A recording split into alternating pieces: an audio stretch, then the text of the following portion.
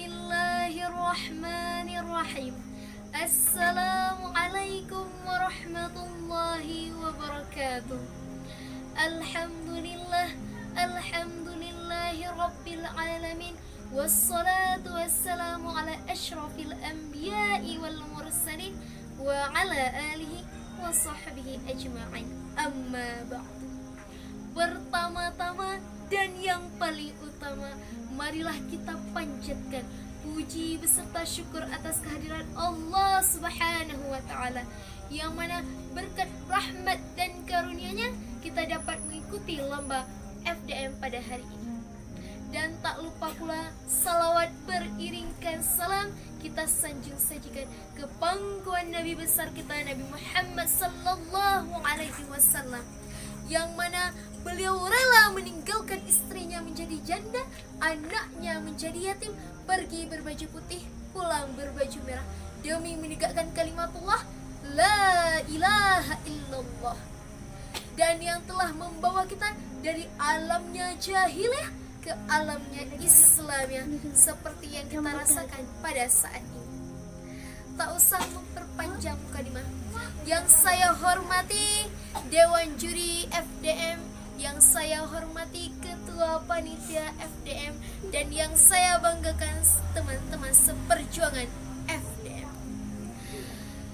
Dari huruf saya rangkai menjadi kata, dari kata saya rangkai menjadi kalimat, dan kalimat itulah judul pidato saya pada hari ini adalah: sabar itu tidak ada batasnya dan maafkan. Teman-temanku sekalian, sabar itu tidak ada batasnya. Contohnya, ya Allah, mengapa begini cobaan yang Engkau berikan? Tugas Allah cuma menguji. Kesabaran kitalah yang mengelola sabar itu. Jadi, kalau sabar itu hadiahnya cuma payung cantik, gak ada yang mau sabar. Toh hadiahnya cuma payung doang.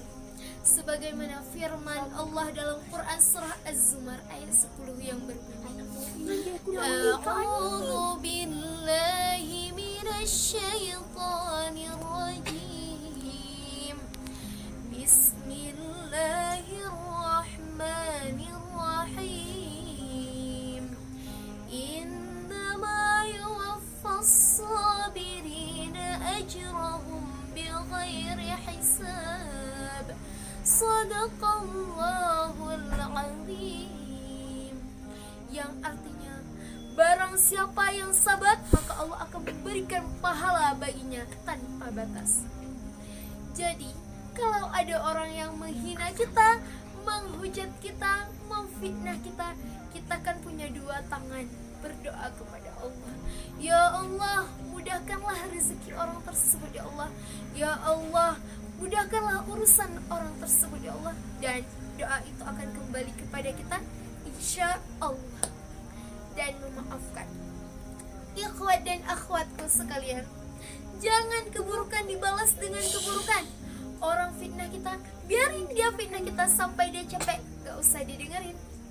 Terus ada yang nanya, terus bagaimana Ustaz? Maafkan. Masa sih Ustaz? Maafkan. Enak benar ya Ustaz, maafkan. Terus kalau sudah dimaafkan bagaimana? Jawabannya, Allah ada. Kita sebagai umat muslim mempercayai adanya Sami', maha mendengarnya Allah, Basir, maha melihatnya Allah, Alim, maha mengetahui. Jadi kita gak usah khawatir, semua ada Allah, dan Allah lah yang akan memberikan balasan kepada orang tersebut. Sebagaimana firman-Nya, barang siapa yang membuat kejahatan kepada Allah, maka dia harus minta ampun kepada Allah. Dan apabila dia membuat kejahatan yang menyangkut orang lain, maka dia harus minta ampun kepada Allah dan meminta maaf kepada orang tersebut. Cukup sekian, hanya inilah yang bisa saya sampaikan. Kurang dan lebih saya mohon maaf. Undur maqala wala tandur maqala.